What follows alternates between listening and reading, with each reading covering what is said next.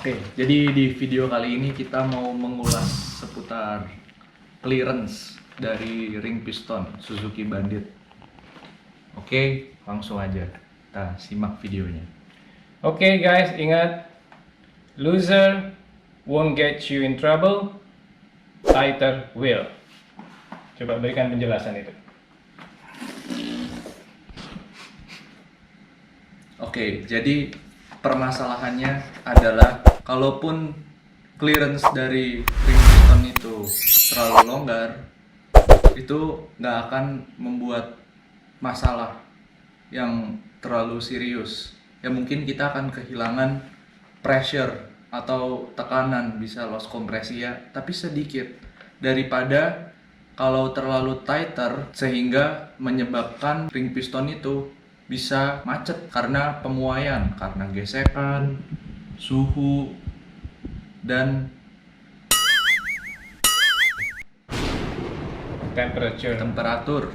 RPM mempengaruhi gesekan menimbulkan panas yang berlebihan, menyebabkan pemuaian atau elongasi. Nah, ini guys salah satu contohnya kenapa tidak disarankan memasang ring piston dengan clearance yang terlalu sempit. Jadi efeknya seperti ini. Jadi ini susah sekali dibuka karena dia macet, dan kita bisa coba pakai fueler gauge di sini.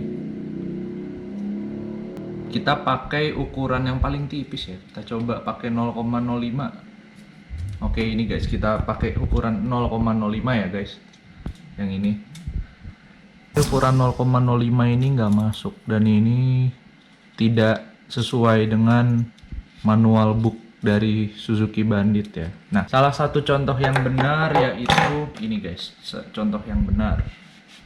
Dia masih bisa freely moving, masih bisa bebas bergerak, dan masih masuk guys dia 0,05. Mungkin ini yang lebih besar juga masih masuk ya.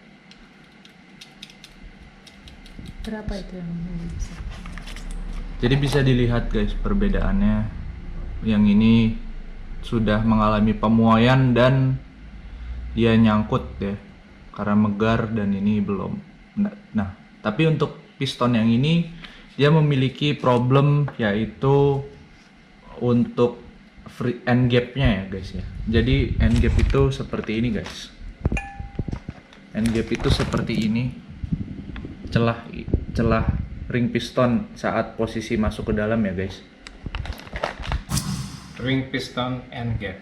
Jadi kalau sesuai dengan rujukan Bandit GSF 400 seperti yang sedang kita kerjakan sekarang ini, don't exceed dari 0,50. Itu adalah batas maksimum yang dianjurkan oleh manual book Bandit GSF 400.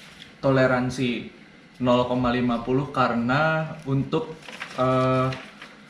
si pistonnya itu masih bisa menahan pressure yang diperbolehkan supaya power dari mesin itu tidak loss banyak.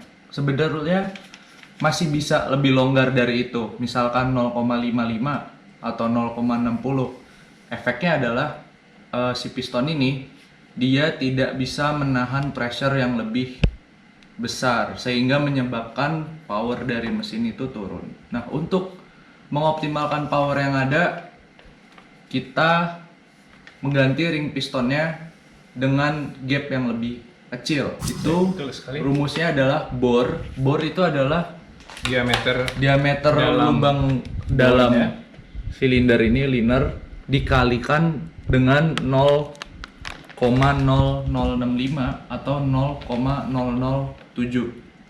Jadi rumusnya adalah linear sleeve dikalikan 0,0065. Yang dimaksud linear sleeve itu adalah linear bore bagian dalamnya, diameter linear bore bagian dalamnya. Dan ini sebenarnya perlu alat bore gauge ya untuk mengukur ketelitian. Betul, disarankan menggunakan bore gauge dan micrometer. Yeah. Oke, jadi setelah kita hitung untuk mesin yang sedang kita kerjakan karena telah mengalami proses kuning. Kalau untuk proses kuning itu dia kisaran paling banyak itu kemakan 10 mikron. Bisa jadi less dari itu ya, kita anggap paling besarnya adalah 10 mikron. Jadi di manual book Suzuki Bandit itu maksimumnya adalah 56,080. Menurut asumsi kita setelah di kuning, kita sempat ukur juga di tempat kuningnya, ini sekitar 56,090. Jadi kalau kita kalikan dengan 0,0065, kita dapat clearance untuk gapnya itu sekitar 0,30 sampai 0,40. Jadi idealnya seperti itu. Ya, ikuti terus video ini sebab di video ini akan kita perlihatkan proses honing ya. Betul. Proses honing dari bore silinder Bandit GSR 400. Jadi guys, ikuti terus video yang bermanfaat ini. Ya. Ingat, loser won't get you trouble, tighter will.